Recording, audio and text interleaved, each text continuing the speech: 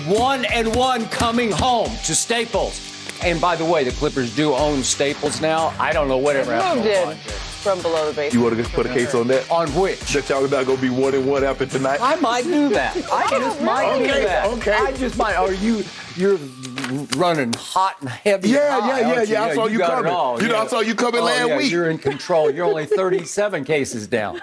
37 cases. Just, making his way up, doing whatever you can. We will get to your Clippers, Skip. I promise you that. But I want to begin with Ben Simmons. There is still a lot of heat, and he's taken the heat for passing up a late dunk in Philly's Game 7 loss to Atlanta. He was also in all-time worst in the playoffs at 34% free throw shooting of someone with at least 70 attempts. Doc Rivers feels confident that this will be the offseason that Simmons can finally improve his shooting. The 76ers coach told reporters, quote, "I believe without going into detail with what we're doing, I believe we know what the right work is and the right type of work and the right way to do it, the right way to do it." So, Shannon, is Ben Simmons fixable at this point? Skip, I just think the thing is he's never going to be what we originally thought he would be. A 6'10" Magic Johnson, LeBron-type basketball player. I think we need to adjust our expectations of him.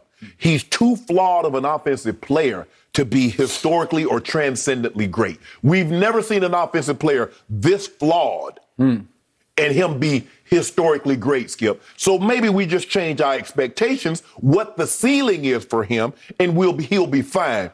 Skip, my grandfather and grandmother was religious, not every other word come out their mouth with Jesus, God, this, that. But my grandfather used to say, boy, never mistake habit for hard work.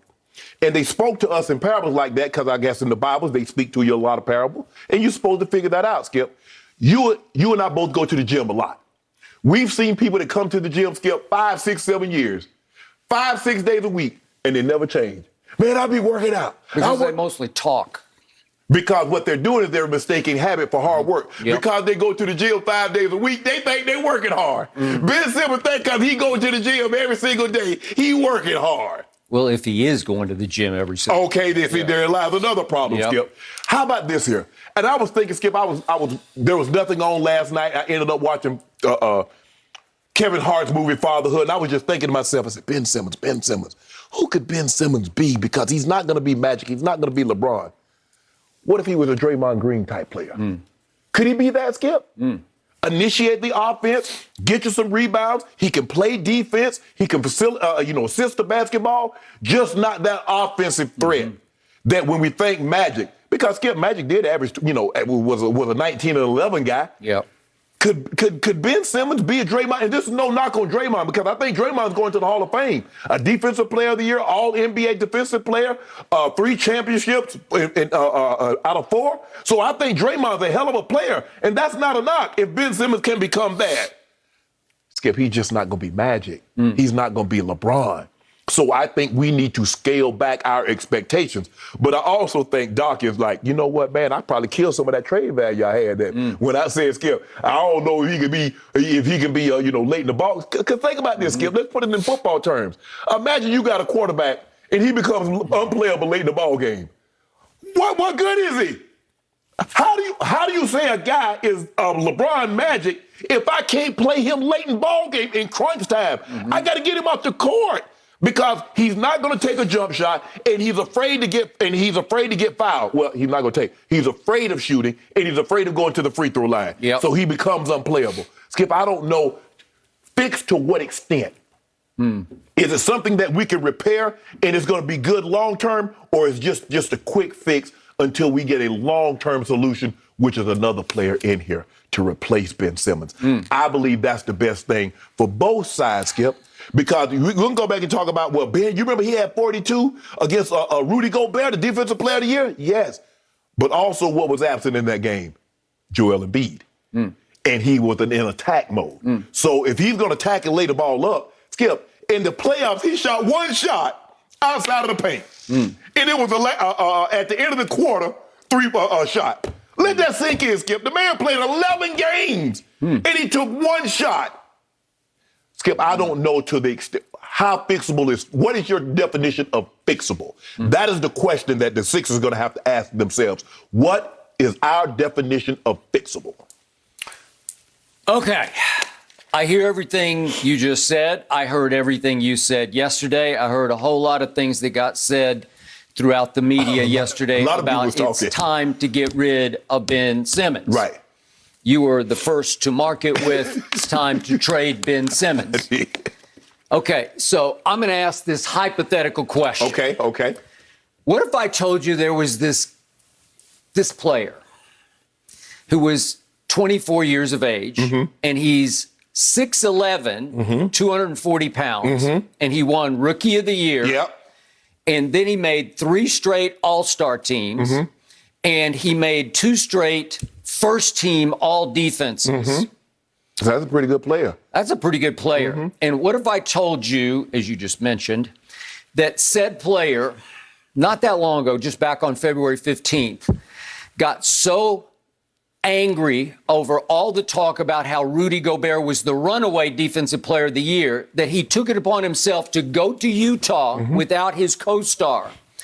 And at Utah, guarded mostly by Rudy Gobert, this player that we're talking about scored 42 points and hit 12 out of 13 free throws. Right. Because he was angry about the runaway talk that he's going to walk away with Defensive Player of the Year, which he ultimately did. Correct.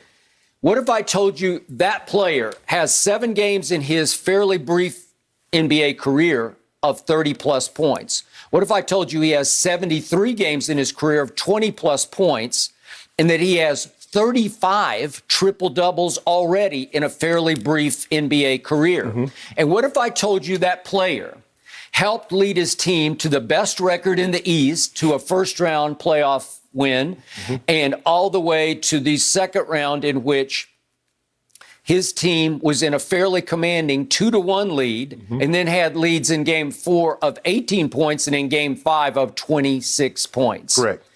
That player is Ben Simmons. And that player is on the trading block, which is unfathomable to me, because all of the above screams eminently fixable. What happened against Washington, thanks to Scotty Brooks, was Scott Brooks finally said, you know what, we got to do it. We got to resort to let's hack a Ben. Yep.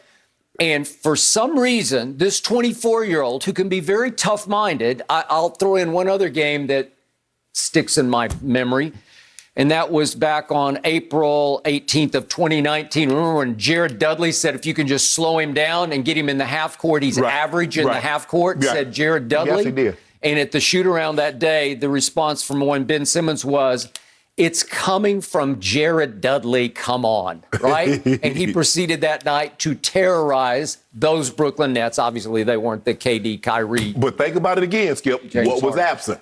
Okay. Joel Embiid. Okay. But he terrorized them for 31, 4, and 9 assists. He just took the game over offensively in the half court and on the break. And obviously he's better on the break, because once you get that freight train at 6'11", 240 going downhill, it's hard to keep him from the rim, because he's like LeBron. He's ambidextrous. He can do it both ways, and he can get up and soar over you on the break. But Skip, Jared Dudley wasn't wrong. Jared Dudley said we just got to get him in the half court. I'm sure somewhere as we speak, Jared Dudley is chuckling, right? Because he's saying, I tried to tell you, right?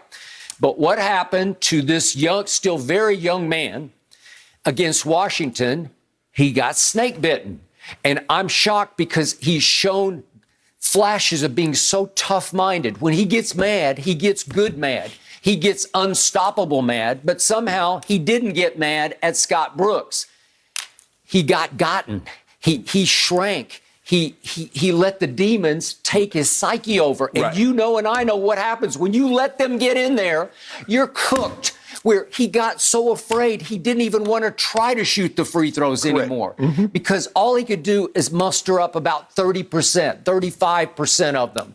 And it got so bad, obviously, against Atlanta, that he did not want to shoot the basketball in the fourth quarter at all. So he just says, don't even, just X me out of the offense. Right. I don't want the basketball because they're gonna hack me and I'm gonna have to go shoot these free So now throws. Skip, you're playing 4-on-5. Okay, I got it. And they almost pulled it off anyway because it went to the wire in Game 7 because he's such a great defender. I don't throw that word around loosely, but he is a great defender. Right. He is so long and strong and agile for 6'11". He moves like a two guard. He moved. He stayed in front of Trae Young fairly well. Now, again, he got a lot of help. They would blitz and